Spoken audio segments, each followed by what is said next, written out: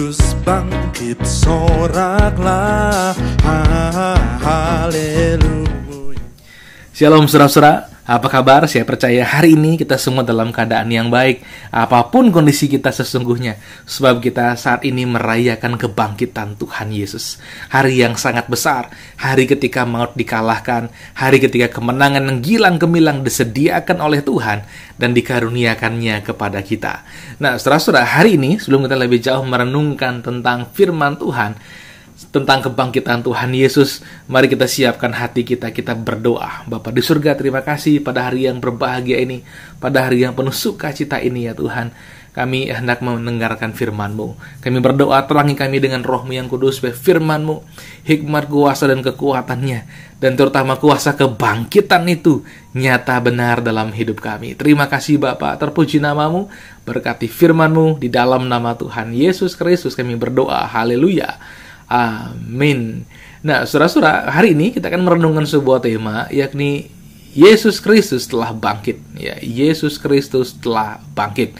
Nah, saudara-saudara, ketika Tuhan Yesus ditangkap, ya, para muridnya menjadi kecil hati. Mereka tercerai-berai, mereka begitu ketakutan, mereka mengunci diri, mereka tidak berani bertemu dengan siapapun. Sebab guru mereka, Tuhan mereka yang selama ini sungguh-sungguh mendemonstrasikan kuasa Allah, begitu nyata di depan mata mereka ditangkap, bahkan disiksa dan dibunuh, saudara-saudara. Hal itu membuat mereka begitu ketakutan, sebab pribadi yang mereka andalkan seolah-olah tidak berdaya. Dan mereka sebagai pengikutnya menjadi begitu takut dan menutup diri dari dunia luar, saudara-saudara. Dari bahaya yang mungkin timbul dari penganiayaan yang barangkali juga akan menimpa mereka. Sebab jikalau Yesus Kristus ditangkap, disiksa, dan dibunuh, apalagi mereka, murid-muridnya. Ya, kira-kira begitu pemikiran secara manusia, saudara-saudara. Tapi seperti yang kita tahu, Tuhan Yesus ditangkap atau dapat ditangkap bukan karena kuat kuasa para mahkamah agama pada waktu itu, bukan juga karena kuat kuasa para tentara pada zaman itu, tapi karena Tuhan Yesus sendiri yang menyerahkan dirinya, saudara-saudara.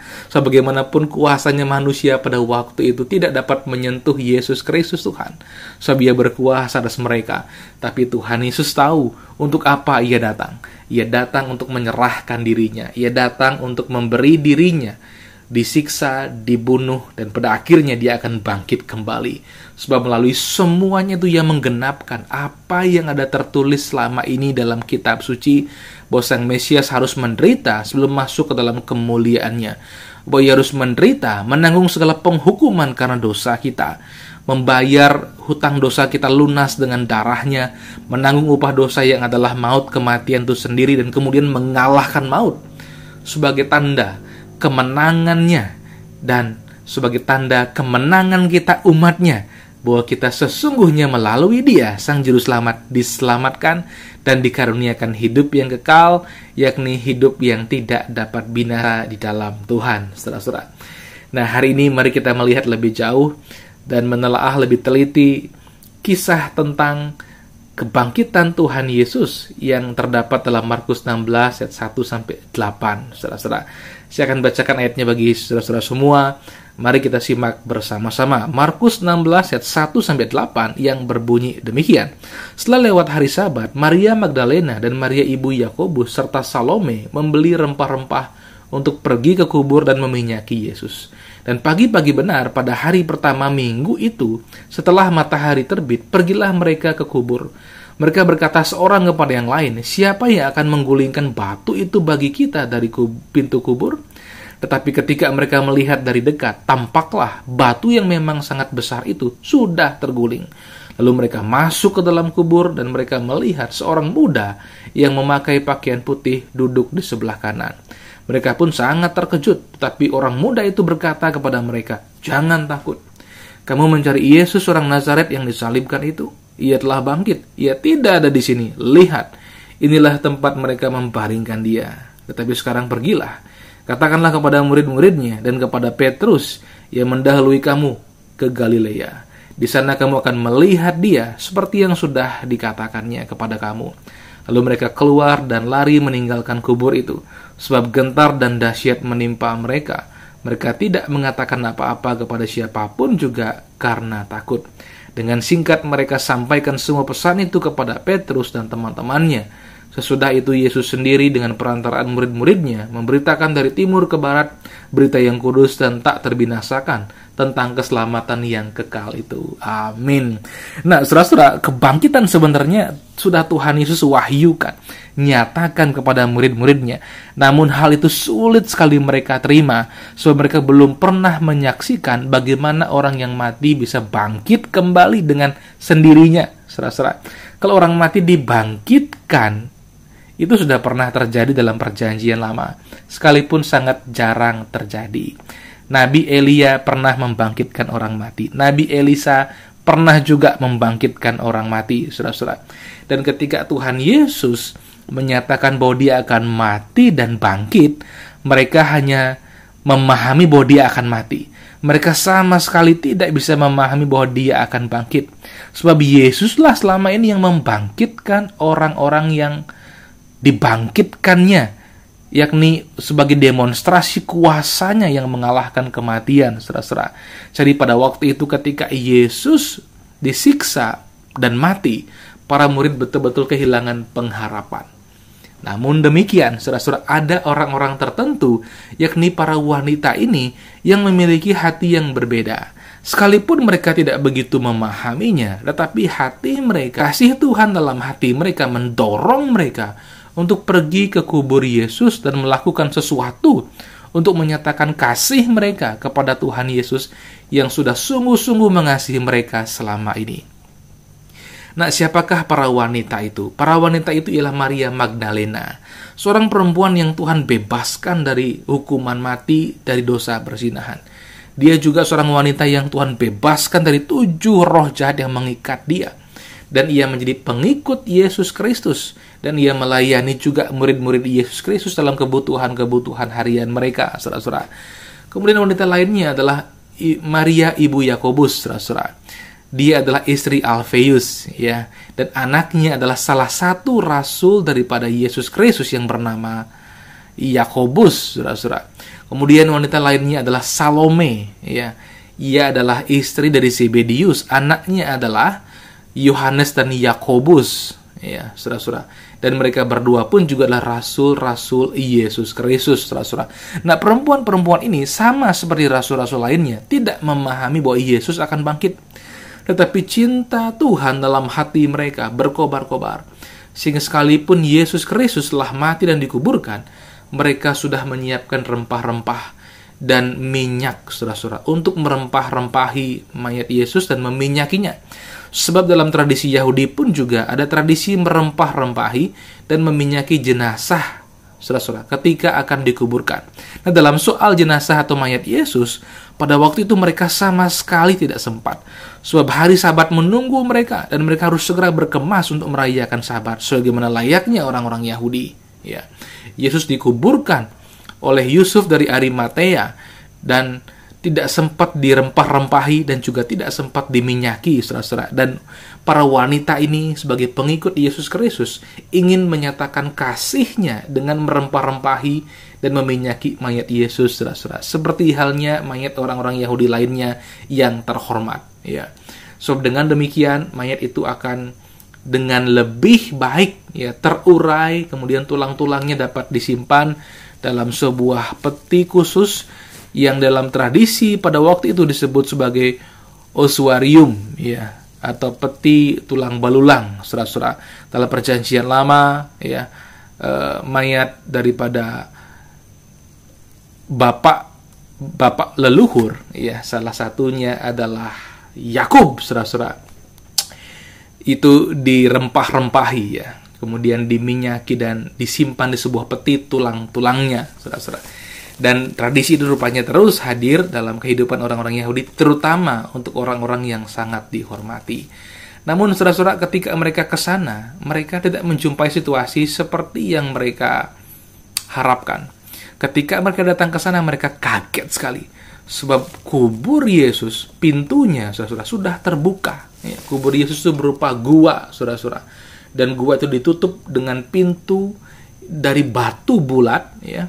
Dan itu tidak bisa digeser kecuali oleh orang-orang yang berperawakan, yang katakanlah saudara-saudara kuat. Ya. Laki-laki pada zaman itu, beberapa orang dapat menggeser batu itu. Tapi ketika mereka sampai ke sana, mereka kaget sekali. Sebab batu itu telah terguling, saudara-saudara. Dan dalam penasaran mereka datang menengok ke dalam kubur itu. Dan mereka tidak melihat siapapun. Mereka tidak melihat jenazah atau mayat Yesus. Tetapi mereka melihat seorang malaikat di sana yang berpakaian putih.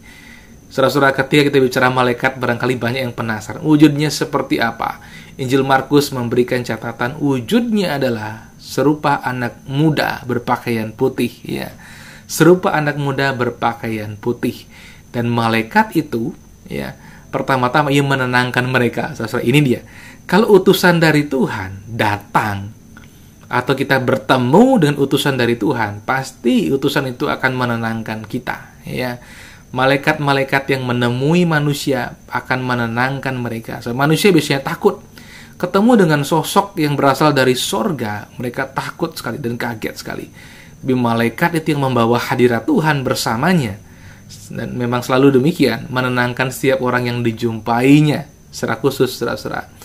Malaikat itu berkata, jangan takut. Ya, saya jadi ingat dengan kisah Maria ketika malaikat Gabriel bertemu dengan dia dan memberitakan bahwa ia akan mengandung. Malaikat Gabriel berkata kepadanya, jangan takut. Ya, demikian juga malaikat ini yang bertemu dengan wanita-wanita itu. Ia berkata kepada mereka, jangan takut. Ya, jangan takut. Sebab Tuhan tidak mau kita takut. Sebab kalau kita takut, saudara-saudara, kita tidak dapat sungguh-sungguh mendengarkan firman Tuhan. Kalau kita takut, kita tidak dapat sungguh-sungguh menyimak apa yang menjadi pesan Tuhan bagi kita. Ya. Nah, dia pertama-tama malaikat itu menenangkan para wanita itu. Kemudian, malaikat itu menyatakan isi hati mereka. Ia berkata, kamu mencari Yesus orang Nazaret yang disalibkan itu, ia telah bangkit. Ia tidak ada di sini. Lihat, inilah tempat mereka membaringkan dia. Bayangkan, kebangkitan yang selama ini sulit mereka mengerti, kini diteguhkan, ditegaskan lagi oleh malaikat itu. Saudara-saudara, malaikat itu berkata, Yesus telah bangkit, ia tidak ada di sini. Bahkan ia mengajak mereka untuk melihat tempat Yusuf dari Arimatea membaringkan dia. Bahwa memang betul Tuhan Yesus tidak ada di sana. Jenazahnya, mayatnya tidak ada di sana. Saudara-saudara, mereka kaget sekali. Mereka dikuatkan, saya percaya. Namun di tengah situasi itu mereka belum sepenuhnya dapat memahaminya. Namun malaikat itu memberikan mereka pesan untuk disampaikan. Sebuah pesan singkat, yakni pesan untuk disampaikan kepada Petrus dan juga teman-temannya bahwa Yesus telah bangkit, saudara-saudara. Ya, Petrus dan teman-temannya. Tuhan memberikan catatan khusus kepada Petrus, kemudian teman-temannya. Saudara-saudara, apa sebabnya? Karena Tuhan tahu Petrus sangat berduka, sangat kecewa dengan dirinya sendiri tentang sikapnya. Saudara-saudara, kita semua tahu Petrus itu orangnya cepat berkata-kata, lambat berpikir. Kemudian ketika Petrus pada waktu itu berkata bahwa sekalipun teman-temannya yang lain akan meninggalkan Yesus, dia tidak, bahwa dia akan berani menderita, masuk penjara, bahkan mati bersama dengan Yesus Kristus. Tapi kenyataannya sebelum ayam berkokok 3 kali, ya, ia sudah menyangkal Yesus 3 kali, saudara-saudara.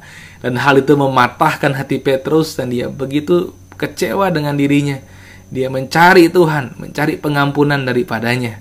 Tetapi apa yang terjadi? Petrus diberikan pesan khusus oleh malaikat melalui para wanita itu, dan kemudian teman-temannya bahwa Yesus telah bangkit, saudara-saudara. Ini pesan yang melampaui sekedar permintaan Petrus untuk dimaafkan. Ya, jelas Tuhan memaafkan dia, Tuhan mengampuni dia, tapi lebih daripada semuanya itu, Tuhan telah bangkit bagi dia untuk memberikan dia hidup yang kekal, dan dengan demikian meneguhkan panggilannya sebagai Rasul Kristus, saudara-saudara. Pesan itu pun juga disampaikan. Dan singkat cerita, ya, dalam proses para murid akhirnya menerimanya dan menyaksikan sendiri bagaimana Tuhan Yesus telah bangkit. Dalam Injil sinoptik yang lain atau Injil Yohanes dinyatakan juga bagaimana Yesus yang bangkit itu menemui murid-muridnya sehingga mereka tidak lagi ragu soal itu, saudara-saudara. Kemudian ketika para murid sungguh-sungguh mengerti tentang kuasa Kristus yang mengalahkan kematian itu, dan betul-betul menjadi saksi kebangkitan Yesus Kristus, saudara-saudara, Tuhan pun juga mengutus mereka, ya, sebab Tuhan hendak terus bekerja menyatakan karyanya ini, yakni karya penebusan, berita Injil keselamatan itu kepada segala bangsa. Dan Ia berkenan bekerja melalui murid-muridnya, saudara-saudara. Betapa Tuhan itu sangat mengasihi manusia. Dan Tuhan berkenan memakai manusia untuk menyampaikan kabar baik ini kepada manusia lainnya. Jadi jikalau kita hari ini berbagian dalam memberitakan Injil, ketahuilah, sesungguhnya bukan kuat gagah kita, bukan pekerjaan kita, tapi pekerjaan Tuhan yang bekerja melalui kita. Setiap pemberitaan Injil disampaikan sesungguhnya Tuhan sendiri berbicara di sana untuk menyatakan keselamatan yang Ia sediakan di hadapan segala bangsa. Jadi hari ini berbagilah kita semua yang telah menjadi percaya, sebab keselamatan itu tidak lagi jauh dari kita, tetapi keselamatan itu sungguh-sungguh sudah menjadi bagian kita ketika kita menerimanya dengan iman, yakni kita mengenalkan Yesus saja untuk hidup yang kekal. Bahwa perbuatan kita tidak dapat menyelamatkan kita. Betapapun hebatnya kita berkebajikan, betapapun hebatnya kita melakukan sesuatu yang baik, tidak pernah sempurna. Perbuatan manusia seperti kain yang kotor. Tentu kain yang kotor tidak mampu membersihkan sesuatu yang kotor, ya. Keduanya akan tetap kotor. Sebab itu Yesus Kristus Tuhan satu-satunya pengharapan dunia bagi manusia untuk diselamatkan. Berbahagialah setiap orang yang memberi dirinya diselamatkan, yang menerima anugerah hidup yang kekal. Jadi hari ini mari kita berbahagia dan bersukaria, sebab Tuhan Yesus telah bangkit, kita pun bangkit bersama-sama dengan Dia kepada hidup yang kekal, hidup yang tidak dapat binasa. Amin. Kristus bangkit, soraklah, haleluya.